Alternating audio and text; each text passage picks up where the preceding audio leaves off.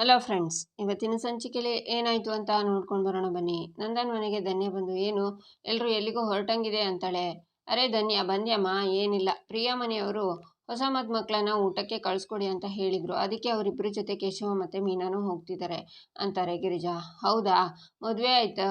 ಸೊಸೆಯನ್ನು ಮನೆಗೆ ತುಂಬಿಸ್ಕೊಳ್ತಾ ಇದ್ದಂಗೆ ಮಗಳ ಸಂಬಂಧನೇ ದೂರ ಮಾಡಿಬಿಟ್ರಲ್ಲಮ್ಮ ಅಂತಾಳೆ ಧನ್ಯ. ಯಾಕಮ್ಮ ಧನ್ಯ, ಏನೇನು ಮಾತಾಡ್ತಿದ್ಯಾ ಅಂತಾರೆ ನಂದನ್. ಮತ್ತೇನಪ್ಪ, ಬೀಗ್ರ ಮನೆಗೆ ಹೋಗೋದಕ್ಕೆ ನನಗೂ ಒಂದು ಮಾತು ಕರಿಬಹುದಾಗಿತ್ತು ತಾನೆ. ಕರೆದಿದ್ದರೆ ಇವ್ರ ಜೊತೆ ನಾನು ಹೋಗಿ ಬರ್ತಿದ್ನಪ್ಪ. ನೋಡಿ, ಇದರಲ್ಲೇ ಗೊತ್ತಾಗ್ತಿದೆ ನೀವು ಮತ್ತು ಅಮ್ಮ ನನ್ನ ಮರ್ತು ಹೋಗಿದ್ದೀರಾ ಅಂತಾಳೆ ಧನ್ಯ. ಹಾಗೇನಿಲ್ಲ ಧನ್ಯ, ಅದು ಅಂತಾರೆ ಗಿರಿಜಾ. ಅಕ್ಕ, ನಾನಾಗಲೇ ಭಾವಂಗೆ ಫೋನ್ ಮಾಡಿ ಕರೆದಾಗ ನೀನೇ ಮಾತಾಡಿದ್ಯಲ್ಲ, ಆಗ ನಿನಗೆ ಎಲ್ಲ ವಿಷಯ ಹೇಳಿದಾಗ ನೀನೇ ಬರಲ್ಲ ಅಂತ ಹೇಳಿದ್ದು. ಈಗಲೂ ನೀನು ಬರ್ತೀಯಾ ಅಂದರೆ ಖುಷಿನೇ ಅಕ್ಕ ಅಂತಾನೆ ಮಾಧವ. ಹೋ, ಈ ತರಹ ಸುಮ್ಮನೆ ಬಾಯಿ ಮಂತಿ ಕರೆದ್ಬಿಟ್ರೆ ನಾನು ಬಂದ್ಬಿಡ್ಬೇಕಾ? ನಾನು ಅಕ್ಕ ಸ್ವಲ್ಪ ಒತ್ತಾಯ ಮಾಡಿ ಬಾರಕ್ಕ ಅಂತ ಬೇಡ್ಕೊಂಡಿದ್ರೆ ಆಗ ಯೋಚನೆ ಮಾಡ್ತಿದ್ದೆ ಅಂತಾಳೆ ಧನ್ಯ. ಅಕ್ಕ, ಕೈ ಮುಗ್ದು ಬೇಡ್ಕೋತೀನಿ, ಪ್ಲೀಸ್ ಬಾರಕ್ಕ ಅಂತಾನೆ ಮಾಧವ. ಇಲ್ಲ, ನಾನು ಬರಲ್ಲ ಅಂತಾಳೆ ಧನ್ಯ. ಅಕ್ಕ ಪ್ಲೀಸ್ ಅಕ್ಕ, ನೀನು ಬರಲೇಬೇಕು ಅಂತಾನೆ ಮಾಧವ. ಇಲ್ಲ, ನಾನು ಬರಲ್ಲ ಅಂತಾಳೆ ಧನ್ಯ. ನನ್ನ ಮುದ್ದು ಅಕ್ಕ ಅಲ್ವಾ, ಬರಲೇಬೇಕು ಅಂತಾನೆ ಮಾಧವ. ಯಾಕೋ ಹಿಂಗೆ ಹಠ ಹಿಡಿತಿದ್ಯಾ? ಮನೇಲಿ ಎಷ್ಟು ಕೆಲಸ ಇದೆ ಗೊತ್ತಾ? ಅತ್ತೆ ಮಾಮ ಮಗ ಗಂಡ ಎಲ್ಲ ಬಿಟ್ಟು ಬರೋಕ್ಕಾಗತ್ತಾ ಅಂತಾಳೆ ಧನ್ಯ. ಏಯ್ ಅಕ್ಕ, ಒತ್ತಾಯ ಮಾಡಿದರೆ ಬರ್ತೀನಿ ಅಂದಿಯಲ್ಲ, ಏನೇ ನಿನ್ನ ಆಟ ಅಂತಾನೆ ಕೇಶವ. ನಾನು ನಿಮ್ಮ ಅಕ್ಕ, ಪ್ರತಿಯೊಂದು ವಿಚಾರಕ್ಕೂ ನನ್ನ ಬಲವಂತ ಮಾಡಿ ಒತ್ತಾಯ ಮಾಡಿ ಕರಿಬೇಕು. ನೀವು ಬರೋದು ಬಿಡೋದು ನನಗೆ ಬಿಟ್ಟಿದ್ದು ಅಂತಾಳೆ ಧನ್ಯ. ಗುಂಡಮ್ಮ, ನೀನು ಒತ್ತಾಯ ಮಾಡಿದರೆ ಅಷ್ಟೇನ ಬರೋದು, ಮತ್ತೆ ಇಲ್ಲಿ ಕರಿದೇ ಇದ್ರು ಬಂದ್ಬಿಡ್ತೀಯಾ ಅಂತಾನೆ ಸುಂದ್ರ. ಏನೋ ಹಂಗೆ ಮಾತಾಡ್ತೀಯಾ, ಇದು ನಮ್ಮ ಅಪ್ಪನ ಮನೆ ಅಂತಾಳೆ ಧನ್ಯ. ಸುಂದ್ರ, ಸುಮ್ಮನಿರೋ. ಏನು ಧನ್ಯ, ಏನಾದರೂ ರಗಳೆ ಮಾಡ್ತಾನೆ ಇರ್ತೀಯಾ?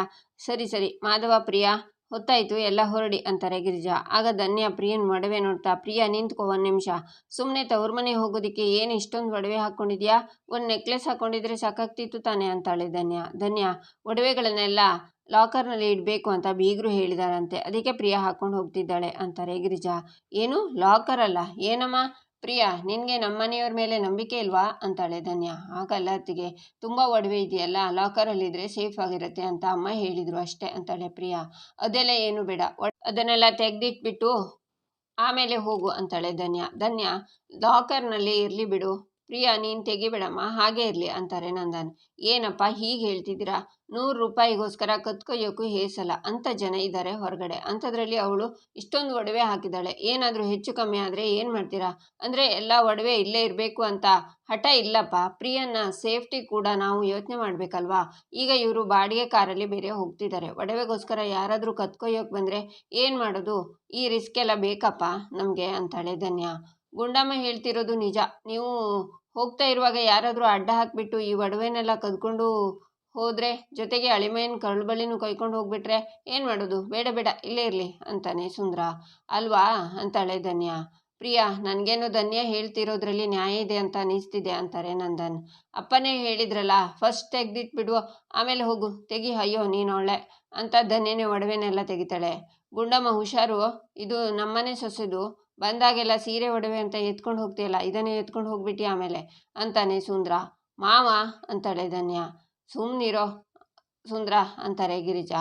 ಈಚೆ ಪರಮೇಶ್ವರ್ ತರಕಾರಿ ತರ್ತಾ ಇರುವಾಗ ಜಯರಾಮ್ ಎದುರುಗಡೆ ಬಂದು, ತರಕಾರಿ ಎಲ್ಲ ಅಚ್ಚುಕಟ್ಟಾಗಿ ಮುಗೀತಾ ಅಂತಾರೆ. ಮುಗಿತಣ್ಣ, ಏನೋ ಒಂದು ಹೇಳಿ ಮ್ಯಾನೇಜ್ ಮಾಡಿದೆ, ಬಿಡಿ ಅಣ್ಣ ಅಂತಾರೆ ಪರಮೇಶ್ವರ್.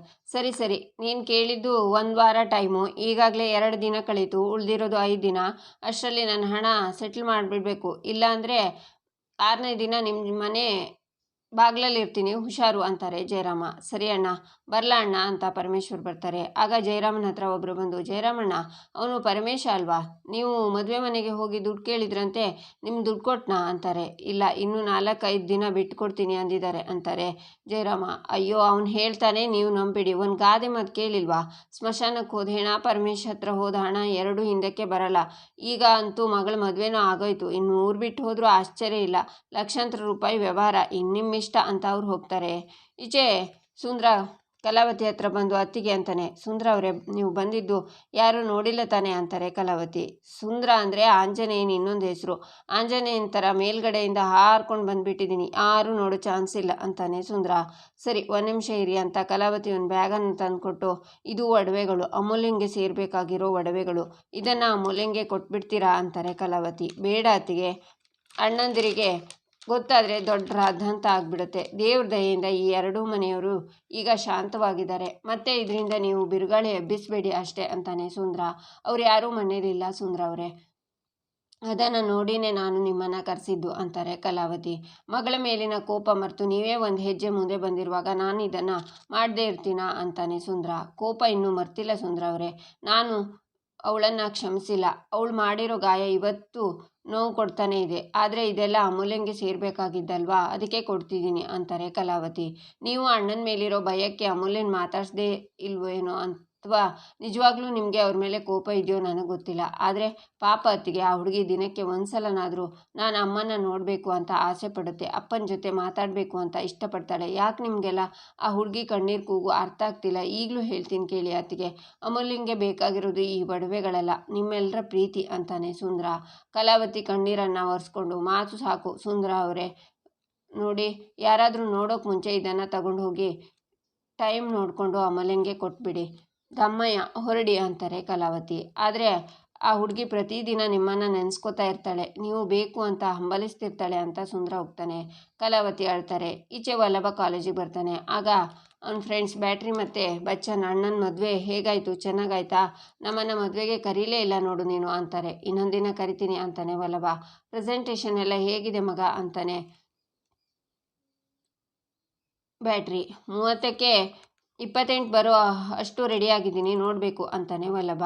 ಈಚೆ ಅಮೂಲ್ಯ ಫ್ರೆಂಡ್ಸ್ ಅವಳ ಹತ್ರ, ಸೆಮಿನಾರ್ಗೆ ನೀನು ರೆಡಿನಾ ಅಂತಾರೆ. ಹ್ಞೂ ಅಂತಾಳೆ ಅಮೂಲ್ಯ. ರಾತ್ರಿ ಕಾಲ್ ಮಾಡಿದಾಗ ಓದಿಲ್ಲ ಅಂದ್ಯಲೆ ಅಂತಾರೆ ಕಾವ್ಯ. ಹ್ಞೂ ಕಡೆ, ನೀವು ಫೋನ್ ಮಾಡಿದಾಗ ಪ್ರಿಪೇರ್ ಆಗಿರಲಿಲ್ಲ, ಆದರೆ ರಾತ್ರಿ ಒಂದು ಕೆಟ್ಟ ಟೀ ಕುಡ್ದನ, ನಿದ್ದೆ ಎಲ್ಲ ಹೋಗ್ಬಿಡ್ತು, ಅದೇ ಗ್ಯಾಪಲ್ಲಿ ಸೆಮಿನಾರ್ಗೆ ಪ್ರಿಪೇರ್ ಆಗಿಬಿಟ್ಟೆ ಅಂತಾಳೆ ಅಮೂಲ್ಯ. ಅದನ್ನು ಕೇಳಿ ವಲ್ಲಭ ಶಾಕ್ ಆಗ್ತಾನೆ. ಹಾಗಾದರೆ ಒಳ್ಳೆ ರಿಸಲ್ಟ್ಸ್ ಬರುತ್ತೆ ಅಂತಾರೆ ಫ್ರೆಂಡ್ಸ್. ಹ್ಞೂ, ನಾವು ಬೇರೆಯವ್ರ ತರಹ 30ಕ್ಕೆ 28 ಚಿಲ್ಲರೆ ಮಾರ್ಕ್ಸ್ ತೆಗಿಯಲ್ಲ, 30ಕ್ಕೆ 60 ಮಾರ್ಕ್ಸ್ ತೆಗಿಯೋರು, ಬನ್ನಿ ಹೋಗೋಣ ಅಂತ ಅಮೂಲ್ಯ ಹೊರಡುವಾಗ ವಲ್ಲಭ ಅವಳನ್ನು ಅಡ್ಡಾಕಿ, ಎಷ್ಟೇ ದಿಮಾಕು ಗಾಂಚಾಲಿ ಆ್ಯಟಿಟ್ಯೂಡ್ ನಿನಗೆ, ನಾನು ಮಾಡಿಕೊಟ್ಟಿದ್ದ ಟೀನ ಚೆನ್ನಾಗಿ ಕುಡಿದು ಕೆಟ್ಟ ಟೀ ಅಂತಿದ್ಯಾ? ನನ್ನ ಲ್ಯಾಪ್ಟಾಪಲ್ಲಿ ತಾನೇ ನೀನು ಪ್ರೆಸೆಂಟೇಷನ್ ಎಲ್ಲ ರೆಡಿ ಮಾಡಿದ್ದು, ನನ್ನ ಹತ್ರನೇ ಹೆಲ್ಪ್ ತಗೊಂಡು ನನ್ನ ಹತ್ರನೇ ಗಾಂಚಾಲಿ ತೋರಿಸ್ತಿದ್ಯಾ ಅಂತಾನೆ ವಲ್ಲಭ. ಆಗ ವಲ್ಲಭ ಫ್ರೆಂಡ್ಸ್ ಎಲ್ಲ ಶಾಕ್ನಿಂದ ನೋಡ್ತಿರ್ತಾರೆ. ನೀನು ಲ್ಯಾಪ್ಟಾಪ್ ಕೊಟ್ಟೆ ಅಷ್ಟೇ, ಆದರೆ ರಾತ್ರಿ ಎಲ್ಲ ಕೂತು ಬೆವರು ಸುರಿಸಿ ಪ್ರೆಸೆಂಟೇಷನ್ನ ಮಾಡಿದ್ದು ನಾನು ಅಂತಾಳೆ ಅಮೂಲ್ಯ. ನನಗೆ ಚಿಲ್ಲರೆ ಮಾರ್ಕ್ಸ್ ಬರುತ್ತಾ ಅಂತಾನೆ ವಲ್ಲಭ. ಚಿಲ್ಲರೆಗೆ ಚಿಲ್ಲರೆ ಮಾರ್ಕ್ಸೇ ತಾನೇ ಬರೋದು ಅಂತಾಳೆ ಅಮೂಲ್ಯ. ಯಾರೇ ಚಿಲ್ಲರೆ ಅಂತಾನೆ ವಲ್ಲಭ. ನೀನೆ ಅಂತಾಳೆ ಅಮೂಲ್ಯ. ಆಯಿತು, ಇಬ್ಬರಲ್ಲಿ ಯಾರಿಗೆ ಜಾಸ್ತಿ ಮಾರ್ಕ್ಸ್ ಬರುತ್ತೆ ಅಂತ ನೋಡೇ ಬಿಡೋಣ ಅಂತಾನೆ ವಲ್ಲಭ. ನೋಡೇ ಬಿಡೋಣ, ಅದಕ್ಕಿಂತ ಮುಂಚೆ ಗೆದ್ದೋರಿಗೇನು ಅಂತ ಅದನ್ನು ಫಸ್ಟ್ ಹೇಳು ಅಂತಾಳೆ ಅಮೂಲ್ಯ. ಚಾಲೆಂಜಲ್ಲಿ ಗೆದ್ದೋರಿಗೆ ಮಂಚ ಕಣೆ ಅಂತಾನೆ ವಲ್ಲಭ. ಹೌದಾ, ಇದೇ ಮಾತಾ, ಪಕ್ಕನಾ ಅಂತಾಳೆ ಅಮೂಲ್ಯ. 100% ಪಕ್ಕ ಅಂತಾನೆ ವಲ್ಲಭ. ಏನು ನಡೀತಿದೆ ಇಲ್ಲಿ? ಅಲ್ಲ ಮಗ, ಅಮೂಲ್ಯಂಗೆ ನೀನು ಯಾಕೆ ಟೀ ಮಾಡಿಕೊಟ್ಟೆ ಅಂತಾನೆ ಬ್ಯಾಟ್ರಿ. ಅಮ್ಮು, ನೀನು ವಲ್ಲಭನ ಹತ್ರ ಲ್ಯಾಪ್ಟಾಪ್ ಇಸ್ಕೊಂಡ್ಯಾ? ಯಾಕೆ ನಿನ್ನ ಹತ್ರ ಲ್ಯಾಪ್ಟಾಪ್ ಇಲ್ಲ ಅಂತಾಳೆ ಕಾವ್ಯ. ಅದು ಅಂತಾಳೆ ಅಮೂಲ್ಯ, ನಾಟಕ ಪ್ರಾಕ್ಟೀಸ್ ಮಾಡೋಕ್ಕೆ ಅವತ್ತು ನಿಮ್ಮ ಮನೆಗೆ ಅಮೂಲ್ಯ ಬಂದಿದ್ಲಲ್ಲ, ಅದ್ಯಾಕೆ ಅಂತಾನೆ ಬಚ್ಚನ್. ಹೋ ಹೌದಾ, ಈ ವಿಷಯ ನಮ್ಗೆ ಹೇಳಲೇ ಇಲ್ಲ ಅಂತಾಳೆ ಕಾವ್ಯ. ನಾನು ಸರಿಯಾಗಿ ಕೇಳಿಸ್ಕೊಂಡಿದ್ದೀನಿ, ಆವಾಗೇನೋ ಮಂಚದ ವಿಷಯ ಮಾತಾಡ್ತಿದ್ಯಲ್ಲೋ, ನಿಮ್ಮಿಬ್ಬರ ಮಧ್ಯೆ ಮಂಚ ಯಾಕೋ ಬಂತು, ಚೀ ಕಳ್ಳ ಅಂತ ವಲ್ಲಭನ ಫ್ರೆಂಡ್ಸ್ ಹೇಳ್ತಾರೆ. ಕಾಲೇಜಿನಲ್ಲಿದ್ದೀವಿ, ಹೀಗೆಲ್ಲ ಮಾತಾಡಬಾರ್ದು ಅಂತ ಗೊತ್ತಿಲ್ವಾ? ಅದು ಮಂಚ ಅಲ್ಲ ಕಣೋ, ಮಜಾ. ಅಲ್ಲ ಮಂಚೂರಿ. ಏಯ್ ಕರಿಬೇಕೆ ಹೇಳೆ ಅಂತಾನೆ ವಲ್ಲಭ. ನನಗೆ ಬೇಬಿಕಾರ್ನ್ ಮಂಚೂರಿ ಇಷ್ಟ ಇಲ್ಲ, ನನಗೆ ಪನ್ನೀರ್ ಮಂಚೂರಿನೇ ಇಷ್ಟ ಅಂತಾಳೆ ಅಮೂಲ್ಯ. ಬೆಲ್ ಹೊಡಿತೋ, ಬಾರೋ ಅಂತ ವಲ್ಲಭ ಎಸ್ಕೇಪ್ ಆಗ್ತಾನೆ. ಅಮೂಲ್ಯನೂ ಎಸ್ಕೇಪ್ ಆಗ್ತಾಳೆ. ಮಂಚ ಅಂತ ಹೇಳಿದಲ್ವಾ ಬಚ್ಚನ್ ಅಂತ ಬ್ಯಾಟ್ರಿ ಕೇಳ್ತಾನೆ. ಹೌದು ಅಂತಾನೆ ಬಚ್ಚನ್. ದಿವ್ಯಾ, ನಿನಗೆ ಏನು ಕೇಳಿಸ್ತು ಅಂತಾನೆ ಬ್ಯಾಟ್ರಿ. ನನಗೂ ಹಾಗೆ ಕೇಳಿಸಿದ್ದು ಅಂತಾಳೆ ದಿವ್ಯಾ. ಇವರಿಬ್ಬರ ಮಧ್ಯೆ ಒಂದು ಸಮಸ್ಯೆ ನಡೀತಾ ಇದೆ, ಅದೇನು ಅಂತ ನಾವು ತಿಳ್ಕೊಳ್ಳೇಬೇಕು ಅಂತಾನೆ ಬ್ಯಾಟ್ರಿ. ಈಚೆ ಮಾಧವ, ಪ್ರಿಯ, ಕೇಶವ, ಮೀನಾ ವೀಣಾ ಮನೆಗೆ ಬರ್ತಾರೆ. ಮುದ್ದು, ಹೇಗಿದ್ಯಾ? ಕಳೆಕಳೆಯಾಗಿ ಕಾಣಿಸ್ತಿದ್ಯಾ? ಒಂದೇ ಒಂದು ದಿನ ನೀನು ಮನೇಲಿ ಇಲ್ಲ ಅಂದರೆ ಈ ಮನೆ ತುಂಬ ಬಡಬಡ ಅಂತಿತ್ತು, ಈಗ ನೀನು ಬಂದಿಯಲ್ಲ, ಮನೆ ಎಷ್ಟು ಕಳೆಕಳೆಯಾಗಿದೆ. ನಮಸ್ಕಾರ ಅಳೆಂದ್ರೆ, ಕಾಲು ಹುಷಾರಾ ಅಂತಾರೆ ವೀಣಾ. ಪರವಾಗಿಲ್ಲ ಅಂತಾನೆ ಮಾಧವ. ಹೋ ಕೇಶವ, ಮೀನಾ ನೀವು ಅಣ್ಣ ಅತ್ತಿಗೆ ಜೊತೆ ಬಂದ್ರಾ? ನನ್ನ ಮಗಳನ್ನ ಜಾಸ್ತಿ ನೆನೆಸ್ಕೋತಾ ಇದ್ದೆ, ಇವಳಿಗಿಂತ ಒಂದು ಪಟ್ಟು ಜಾಸ್ತಿ ನಿನ್ನ ಮಿಸ್ ಮಾಡ್ಕೋತಿದ್ದೆ ಅಂತಾರೆ ವೀಣಾ. ಅಂತಾಳೆ ಮೀನಾ. ಮತ್ತೆ ಮಾವ ಆಶೀರ್ವಾದ ಮಾಡಿ ಅಂತ ಮಾಧವ ಕಾಲಿಗೆ ನಮಸ್ಕಾರ ಮಾಡ್ತಾನೆ. 100 ಕಾಲ ಅಳಿಯಂದ್ರ ಜೊತೆ ದೀರ್ಘ ಸುಮಂಗಲಿಯಾಗಿ ಬಾಳಮ್ಮ ಅಂತ ಪ್ರಿಯ ಕುತ್ತಿಗೆನ ನೋಡಿ ಸಿಟ್ಟಿಂದ ಕಣ್ಬಿಡ್ತಾರೆ ವೀಣಾ. ಲಾವಣ್ಯ, ಆರತಿ ಅಂತಾರೆ. ನಂತರ ಆರತಿ ಮಾಡಿ ಇಬ್ಬರನ್ನ ಒಳಗೆ ಕರೀತಾರೆ. ವೀಣಾ ಮೀನಾ ಯಾಕೆ ಹಾಗೆ ನಿಂತೆ, ಬಾ ಒಳಗೋಗೋಣ ಅಂತಾನೆ ಕೇಶವ ಅಪ್ಪಿತಪ್ಪಿ ನಮ್ಮ ಅಪ್ಪ ಅಮ್ಮ ನಮ್ಮನ್ನು ಕ್ಷಮಿಸಿ ಒಪ್ಕೊಂಡು ಮನೆಗೆ ಕರೆದ್ರೆ ನನ್ನನ್ನು ಇದೇ ಥರ ಮುದ್ದು ಮಾಡಿ ಒಳಗೆ ಕರ್ಕೋತಾರೆ ಅಲ್ವಾ ಅಂತಾಳೆ ಮೀನಾ ಅಪ್ಪಿತಪ್ಪಿ ಅಂತ ಯಾಕೆ ಹೇಳ್ತೀಯ, ಆದಷ್ಟು ಬೇಗ ನಿಮ್ಮೆಲ್ಲರನ್ನ ಬರಮಾಡ್ಕೊಂಡು ಪ್ರೀತಿಯಿಂದ ಮಾತಾಡಿಸ್ತಾರೆ, ಬಾ ಹೋಗೋಣ ಅಂತ ಕೇಶವ ಮೀನನ ಒಳಗೆ ಕರ್ಕೊಂಡು ಹೋಗ್ತಾನೆ. ಈಚೆ ಕಾಲೇಜಲ್ಲಿ ಎಲ್ಲರೂ ಕ್ಲಾಸಲ್ಲಿ ಕೂತಿರ್ತಾರೆ. ಎಲ್ಲರೂ ಇದನ್ನು ನೋಟ್ ಮಾಡ್ಕೊಳ್ಳಿ ಅಂತ ಬೋರ್ಡಲ್ಲಿ ಬರೆದಿರೋದನ್ನು ತೋರಿಸ್ತಾ ನಂತರ ಅಮೂಲ್ಯ ಹತ್ರ ಬಂದು ಅವಳು ಭುಜನ ಮುಟ್ಟಿ ಏನೇನೋ ಹೇಳ್ತಾರೆ. ಸಿಟ್ಟಿಂದ ಅಮೂಲ್ಯ ನೋಡ್ತಾಳೆ. ಇದಿಷ್ಟು ಅಸೈನ್ಮೆಂಟ್ನ ಬರ್ಕೊಂಡು ನಾಳೆ ತರಬೇಕು ಅಂತ ಸರ್ ಹೋಗ್ತಾರೆ. ಅಮೂಲ್ಯ ಒಂಥರ ಮಾಡಿ ನೋಡ್ತಾಳೆ. ಈಚೆ ಪ್ರಿಯಾ, ಲಾವಣ್ಯ, ಸೋಫಾ ಎಲ್ಲ ಇಲ್ಲೇ ಇದೆ, ಪಕ್ಕದ ಮನೆಯವರು ಇಸ್ಕೊಂಡು ಹೋಗಿಲ್ವೇನೆ ಅಂತಾಳೆ. ಇಲ್ಲಕ್ಕ, ಅಮ್ಮ ಸ್ವಲ್ಪ ದಿನ ಬಿಟ್ಕೊಡ್ತೀನಿ ಅಂದಿದ್ದಾರೆ, ನಮ್ಮಮ್ಮ ಏನೋ ಒಂದು ಮ್ಯಾನೇಜ್ ಮಾಡ್ತಾರೆ, ನಿನ್ಗೆ ಯಾಕೋ ಟೆನ್ಷನ್ನು ಅಂತಾಳೆ ಲಾವಣ್ಯ. ಆಗ ವೀಣಾ ಕಾಫಿ ತಂದು ತಗೊಳ್ಳಿ ಅಳಿಯಂದ್ರೆ, ನಮ್ಮನೆದು ಸ್ಪೆಷಲ್ ಗಟ್ಟಿ ಹಾಲಿಂದು ಅಂತಾರೆ. ಆಂಟಿ, ನಾನು ಕಾಫಿ ಕುಡಿಯೋದನ್ನು ಬಿಟ್ಬಿಟ್ಟಿದ್ದೀನಿ ಅಂತಾನೆ ಕೇಶವ. ನೀನು ಹಾಗೆ ಹೇಳ್ತೀಯ ಅಂತಾನೆ ಗೊತ್ತಿತ್ತು, ಟೀ ಮಾಡಿದ್ದೀನಿ, ಕಾಫಿ ತಂದಿಲ್ಲ ಅಂತಾರೆ ವೀಣಾ. ನಾನು ಹಾಲಲ್ಲಿ ಏನೇ ಮಾಡಿದರೂ ಕುಡಿಯಲ್ಲ ಆಂಟಿ ಅಂತಾನೆ ಕೇಶವ.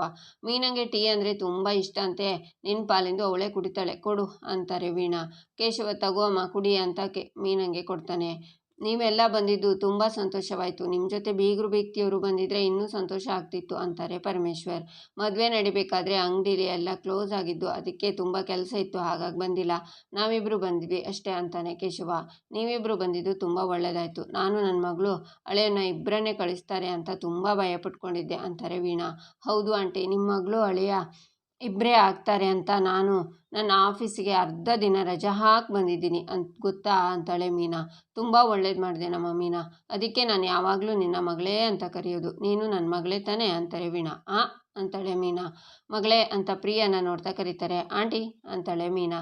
ನೀನಲ್ಲಮ್ಮ, ದೊಡ್ಡ ಮಗಳು, ನಿಮ್ಮಕ್ಕ ಮಗಳೇ, ಸ್ವಲ್ಪ ರೂಮಿಗೆ ಬರ್ತೀಯಾ, ಮಾತಾಡಬೇಕು ಅಂತಾರೆ ವೀಣಾ. ಅಮ್ಮ ಈಗ ಒಡವೆನ ಯಾಕೆ ಹಾಕ್ಕೊಂಡು ಬಂದಿಲ್ಲ ಅಂತ ಬೈತಾಳೆ, ಅದಕ್ಕೆ ಒಳಗೆ ಕರಿತಿದ್ದಾಳೆ ಅಂತ ಪ್ರಿಯ ಯೋಚನೆ ಮಾಡಿ, ಅಮ್ಮ ಇಲ್ಲೇ ಎಲ್ಲರೂ ಇದ್ದಾರಲ್ವಾ, ಆಮೇಲೆ ಮಾತಾಡೋಣ ಬಿಡು ಅಂತಾಳೆ ಪ್ರಿಯಾ. ಏನಕ್ಕೆ ಬಾವ ಪಕ್ಕನೇ ಕೂತಿದ್ದಾರೆ ಅಂತ ಹೋಗೋಕೆ ಮನ್ಸಾಗ್ತಿಲ್ವ ಕಳ್ಳಿ ಅಂತಾಳೆ ಲಾವಣ್ಯ. ಪ್ರಿಯಾ, ನೀವು ನಿನ್ನ ಸೋದರ ಮಾವ ಶ್ರೀನಿ ಅಣ್ಣ ಮದುವೆಗೆ ಬಂದಿಲ್ಲ ಅಂತ ಏನೇನೋ ಗಿಫ್ಟ್ ತಂದು ಕೊಟ್ಟಿದ್ದಾನೆ, ನಿನಗೆ ಅದನ್ನೆಲ್ಲ ತೋರಿಸ್ಬೇಕು, ಬರ್ತೀಯಾ ಅಂತಾರೆ ವೀಣಾ. ಪರವಾಗಿಲ್ಲಮ್ಮ, ನಾನು ಆಮೇಲೆ ನೋಡ್ತೀನಿ ಅಂತಾಳೆ ಪ್ರಿಯಾ. ಅಯ್ಯೋ ಪ್ರಿಯಾ ಅವರೇ, ಆಂಟಿ ಅಷ್ಟೊಂದು ಬಲವಂತ ಮಾಡ್ತಿದ್ದಾರೆ, ಹೋಗಿ ನೋಡ್ಕೊಂಡು ಬನ್ನಿ ಅಂತಾಳೆ ಮೀನಾ. ಹ್ಞೂ ಪ್ರಿಯಾ ಬಾ ಅಂತ ಕೈ ಹಿಡ್ಕೋತಾರೆ ವೀಣಾ. ಪ್ರಿಯಾ, ಅತ್ತೆ ಪಾಪ ಅಷ್ಟೊಂದು ಕರೀತಿದ್ದಾರೆ, ಹೋಗು ಅಂತಾನೆ ಮಾಧವ. ಆಗ ಪ್ರಿಯಾ ಹೋಗ್ತಾಳೆ. ಈಚೆ ವೀಣಾ ರೂಮಲ್ಲಿ, ಯಾಕೆ ಒಡವೆನ ಹಾಕ್ಕೊಂಡು ಬಂದಿಲ್ಲ, ಮರ್ಗುಳಿ ಮೇಡಮ್ ಮರ್ತ್ಬಿಟ್ರಾ ಅಂತಾರೆ. ಅಮ್ಮ ನಾನು ಒಡವೆನೆಲ್ಲ ಹಾಕ್ಕೊಂಡೇ ಹೊರಟಿದ್ದೆ ಅಮ್ಮ, ಅಷ್ಟೊತ್ತಿಗೆ ಆ ಧನ್ಯ ಅತ್ತಿಗೆ ಬಂದು ಕಳ್ಳರ ಕಾಟ, ಕುತ್ತಿಗೆ ಕೊಯ್ದು ಒಡವೆ ಎಲ್ಲ ತೊಗೊಂಡ್ಬಿಡ್ತಾರೆ ಅಂತ ಅವರೇ ತೊಗೊಂಡ್ಬಿಟ್ರಮ್ಮ, ನಾನೇನು ಮಾಡಲಿ ಹೇಳು ಅಂತಾಳೆ ಪ್ರಿಯಾ. ಅಯ್ಯೋ ರಾಮ, ಆ ಧನ್ಯ ನನ್ನ ಉಪಯೋಗಕ್ಕೆ ಬರ್ತಾಳೆ ಅಂದರೆ ನನ್ನನ್ನೇ ಸಂಕಷ್ಟಕ್ಕೆ ತಂದುಬಿಟ್ಲು ಅಂತಾರೆ ವೀಣಾ. ನಾನು ಒಡವೆನೆಲ್ಲ ಹಾಕ್ಕೊಂಡು ಅಮ್ಮನ ಮನೆಗೆ ಹೋಗ್ತೀನಿ ಅಂದಾಗ ಅತ್ತೆ ಮಾವನೇ ಏನೂ ಅಂದಿಲ್ಲ ಅಮ್ಮ, ಆ ಧನ್ಯ ಅತ್ತಿಗೆನೇ ಈ ಥರ ಮಾಡಿದ್ದು ಅಂತಾಳೆ ಪ್ರಿಯಾ. ಹೌದೇನೆ, ಇಷ್ಟಿದ್ದಾಳೆ, ಅವತ್ತು ನಾನು ಏನೇ ಹೇಳಿದ್ರು ಹ್ಞೂ ಅಂತಿದ್ಲಲ್ಲ, ಅಷ್ಟೊಂದು ಹಾರಾಡ್ತಾಳ ಅಂತಾರೆ ವೀಣಾ. ಧನ್ಯ ಅತ್ತಿಗೆ ಮಾತಾಡುವಾಗ ಮನೆಯವ್ರು ಯಾರೂ ಮಾತಾಡೋಕ್ಕೆ ಆಗಲ್ಲ, ಕತ್ತಿ ಬೀಸ್ದಂಗೆ ಇರುತ್ತೆ ಅವ್ರು ಮಾತಾಡೋಕ್ಕೆ ಶುರು ಮಾಡಿದರೆ ತಮ್ಮಂದ್ರೆಲ್ಲ ಸುಮ್ಮನಾಗ್ಬಿಡ್ತಾರಮ್ಮ ಅಂತಾಳೆ ಪ್ರಿಯಾ. ಈ ಸಲ ಆಗಿದ್ದಾಯಿತು, ಹೋಗಲಿ ಬಿಡು, ಆದರೆ ಮುಂದಿನ ಸಲ ಹೀಗಾಗಬಾರ್ದು, ಹೇಗಾದರೂ ಮಾಡಿ ಒಡವೆನೆಲ್ಲ ನೀನು ಇಲ್ಲಿಗೆ ತರಲೇಬೇಕು, ಅಲ್ಲಿವರೆಗೂ ಅದನ್ನೆಲ್ಲ ಜೋಪಾನವಾಗಿ ಇಟ್ಕೋ, ಅಪ್ಪಿತಪ್ಪಿ ಅದು ನಕಲಿ ಅಂತ ಮನೆಯವರಿಗೆ ಏನಾದರೂ ಗೊತ್ತಾದರೆ ತಾನೇ ನಿಮ್ಮ ಬಗ್ಗೆ ನಾನು ಕೊಟ್ಟಿರೋ ಬಿಲ್ಡಪ್ ಎಲ್ಲ ಮಣ್ಪಾಲ ಹೋಗುತ್ತಷ್ಟೇ. ನಾನು ಯಾವಾಗೆಲ್ಲ ನಿನ್ನ ಹತ್ರ ಹೇಳ್ತಿರ್ತೀನಲ್ಲ, ಅತ್ತೆ ಮಾವ ಗಂಡನ ಮುಷ್ಟಿಲಿ ಇಟ್ಕೋಬೇಕು ಅಂತ, ಇದು ಯಾವುದೂ ಆಗಲ್ಲ, ನೆನ್ಪಿಟ್ಕೋ ಅಂತಾರೆ ವೀಣಾ. ಸರಿಯಮ್ಮ, ನೀನೇನು ಟೆನ್ಷನ್ ಮಾಡ್ಕೋಬೇಡ, ನಾನು ಜೋಪಾನವಾಗಿ ಇಟ್ಕೋತೀನಿ ಅಂತಾಳೆ ಪ್ರಿಯಾ. ಈಚೆ ಕಾಲೇಜಲ್ಲಿ ಅಮೂಲ್ಯ ಕೂತ್ಕೊಂಡು ಲ್ಯಾಪ್ಟಾಪ್ ನೋಡ್ತಾ ಇರುವಾಗ ಅದೇ ಲೆಕ್ಚರರ್ ಬಂದು, ಅಮೂಲ್ಯ ಒಬ್ಬಳೇ ಕೂತ್ಕೊಂಡು ಏನು ಮಾಡ್ತಿದ್ಯಾ ಇಲ್ಲಿ ಅಂತಾರೆ. ಸರ್ ಅದು ನೆಕ್ಸ್ಟ್ ನಂದೇ ಪ್ರೆಸೆಂಟೇಷನು ಅಂತಾಳೆ ಅಮೂಲ್ಯ. ಆಗ ಸರ್ ಅವಳ ಪಕ್ಕ ಕೂತ್ಕೊಂಡು ಅವಳ ಮೈ ಮುಟ್ಟಿ ಕೈನೆಲ್ಲ ಹಿಡ್ಕೋತಾರೆ. ಸರ್ ಕೈ ತೆಗೀರಿ ಅಂತಾಳೆ ಅಮೂಲ್ಯ. ನೋಡು ಅಮೂಲ್ಯ, ಟ್ಯಾಲೆಂಟ್ ಇದ್ದರೆ ಮಾತ್ರ ಸಾಲದು, ಕೋಆಪ್ರೇಟ್ ಮಾಡೋ ಮನಸ್ಸಿರಬೇಕು ಅಂತ ಅವಳು ಗಲ್ಲನ ಮುಡ್ತಾರೆ. ಸರ್, ಆಗ ಸಿಟ್ಟಿಂದ ಅಮೂಲ್ಯ, ಎದ್ದೇಳು ಮೇಲೆ ಅಂತ ಸರ್ ಕಪಾಳಕ್ಕೆ ಹೊಡಿತಾಳೆ. ನನಗೆ ಹೊಡಿತೀಯಾ ಅಂತಾರೆ ಸರ್. ಆಗ ಕಾಲಲ್ಲಿರೋ ಚಪ್ಪಲಿನ ತೋರಿಸಿ ಅಂತಾಳೆ ಅಮೂಲ್ಯ. ಈಚೆ ನೆಕ್ಸ್ಟ್ ಪ್ರೆಸೆಂಟೇಷನ್ ಕೊಡೋಕ್ಕೆ ಬರ್ತಾ ಇದ್ದಾರೆ. Can we have Amulya on stage please ಅಂತಾರೆ. ಆಗ ಅಮೂಲ್ಯ ಲ್ಯಾಪ್ಟಾಪ್ ಹಿಡ್ಕೊಂಡು ಬರುವಾಗ ಸರ್ ಅವಳ ಕಾಲಿಗೆ ಅಡ್ಡ ಹಾಕ್ತಾರೆ. ಆಗ ಅಮೂಲ್ಯ ಕೆಳಗೆ ಬಿಡ್ತಾಳೆ, ಲ್ಯಾಪ್ಟಾಪ್ ಕೆಳಗೆ ಬೀಳುತ್ತೆ. ಲ್ಯಾಪ್ಟಾಪ್ನ ಹಿಡ್ಕೊಂಡು ವರ್ಕ್ ಆಗ್ತಿಲ್ಲ ಅಂತ ಅಳ್ತಾಳೆ ಅಮೂಲ್ಯ. ಇಲ್ಲಿಗೆ ಈ ಸಂಚಿಕೆ ಮುಕ್ತಾಯವಾಗುತ್ತೆ. ಮುಂದಿನ ಸಂಚಿಕೆಗಾಗಿ ನಮ್ಮ ಚಾನಲನ್ನು ನೋಡಿ, ಸಬ್ಸ್ಕ್ರೈಬ್ ಮಾಡಿ, ಲೈಕ್ ಮಾಡಿ, ಸಪೋರ್ಟ್ ಮಾಡೋದನ್ನು ಮರಿಬೇಡಿ.